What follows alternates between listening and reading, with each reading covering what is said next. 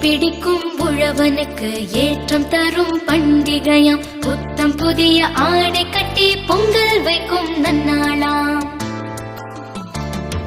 செங்கரும்பு மஞ்சளுடன் சிறப்புடனே படையலிட்டு கடவுளுக்கு நன்றி சொல்லும் தமிழர்களின் திருநாளாம். உலகமெல்லாம் கொண்டாடும் உழவர்களின் நாளிதுவாம். ஏற்பிடிக்கும் உழவனுக்கு ஏற்றம் தரும் பண்டிகையாம். புத்தம் புதிய ஆடை கட்டி பொங்கல் வைக்கும் நன்னாளாம்.